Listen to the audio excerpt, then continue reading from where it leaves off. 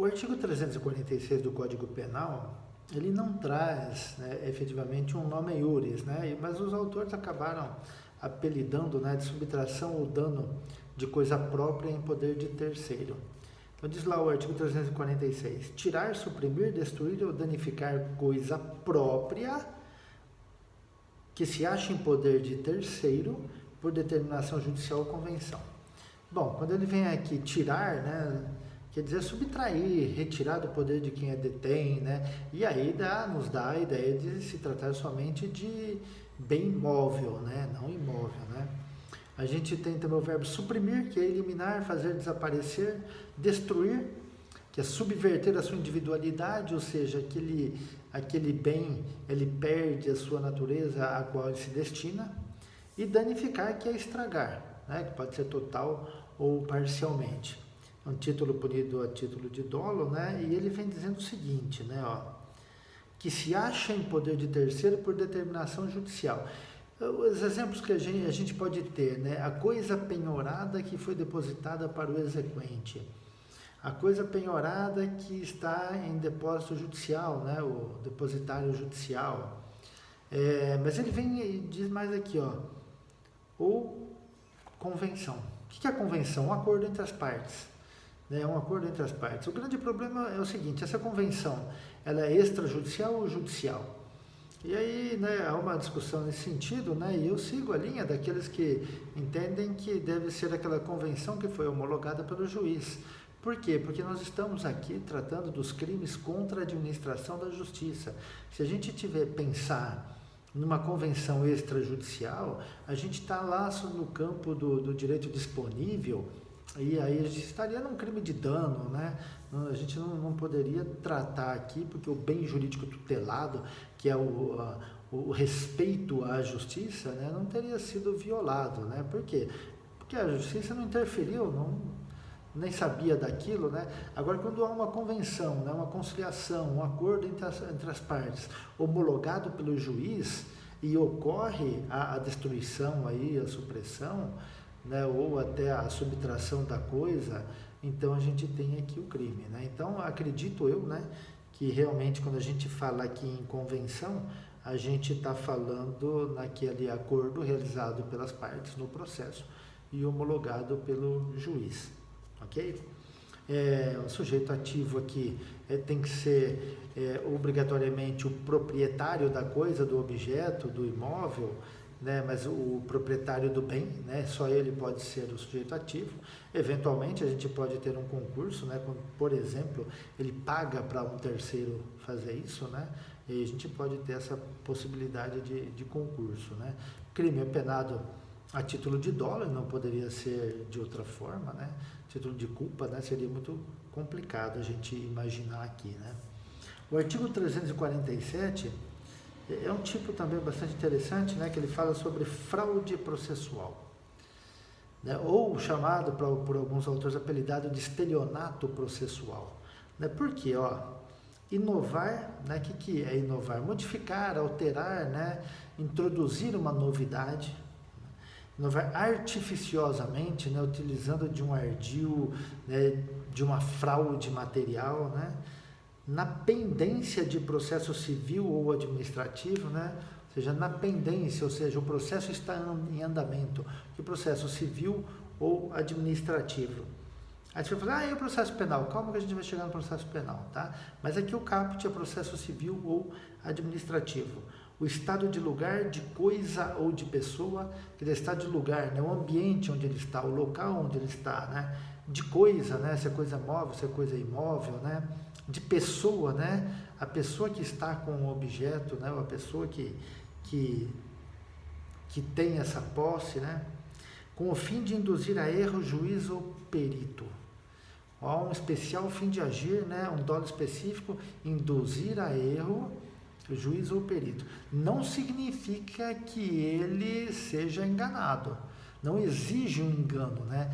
Mas o objetivo é induzir a erro, o perito ou o juiz, né? E aqui a gente tem que deixar bem claro, né, que é um crime comissivo, né?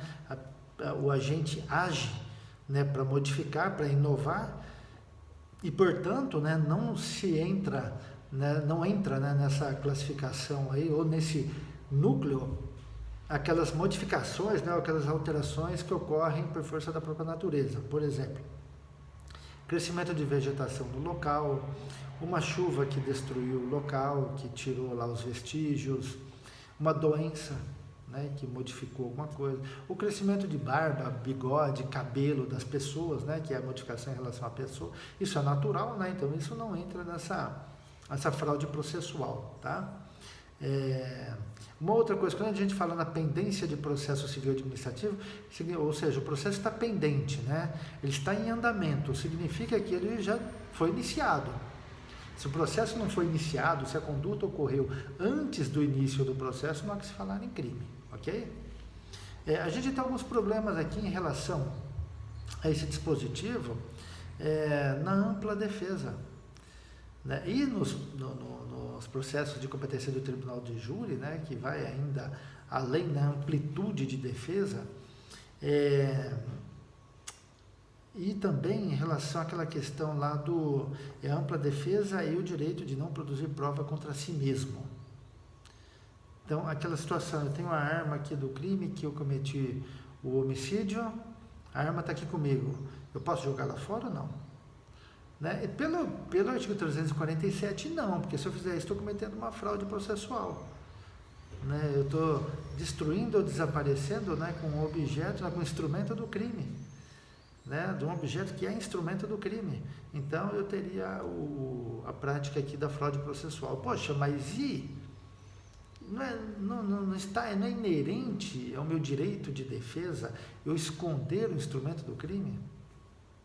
Essa é a discussão, mas as decisões judiciais entendem que o direito de defesa e de não produzir prova contra si mesmo não vai ao ponto de se destruir a prova, que é um bem jurídico muito maior, o interesse público é muito maior que o interesse individual do acusado, e por essa razão o crime permanece, tá? E um exemplo, né, que se traz disso aqui é o crime de homicídio com ocultação de cadáver. O que é ocultação de cadáver? Seria uma fraude processual. Ele responde também, nesse caso, pela fraude processual?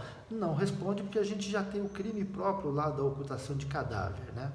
Aí, se a gente lembrar, né, a gente não estudou ainda, mas lá no Código de Trânsito, eu não me lembro bem o artigo, mas tem lá um dispositivo também que criminaliza a conduta de quem inova artificiosamente no local de acidente de trânsito, com o fim, né, de se eximir da responsabilidade civil ou criminal. A gente tem também esse crime lá no Código de Trânsito. Né, muito discutível, né? Já tivemos algumas decisões aí que entenderam pela sua inconstitucionalidade, mas o Supremo Tribunal Federal não considerou como inconstitucional e continua lá. Tá? A gente tem uma causa de aumento de pena aqui, né, no parágrafo único. Aí a pergunta que acho que ficou para vocês aí: se a inovação se destina a produzir efeito em processo penal, ainda que não iniciado, as penas aplicam-se em dobro. Processo penal, ainda que não iniciado, ao contrário lá que é processo civil ou administrativo, né, pendentes, né, ou seja, já iniciados. Aqui no parágrafo único, né, não importa, né, a gente pode ter o processo não iniciado, né, está só na fase de inquérito e ocorre a inovação. Então, aqui é possível na fase de inquérito policial, porque quando ele diz processo penal, aí mesmo que ainda não iniciado. Então, está na fase de inquérito, de investigação preliminar, é possível que a gente tenha o crime ainda. Alguns autores entendem que esse parágrafo único aqui nada mais é que um crime autônomo, porque ele traz um outro contorno que o caput não traz. Então, ele tem esse status, né, de crime autônomo. E só para mexer com o nosso pensamento aí, nosso pensamento crítico, né? O perito que inova no seu laudo, ele responde pelo 347 ou ele responde pelo 342? Pensei, né? Acho que a última resposta, a última opção é a resposta, tá bom? Grande abraço.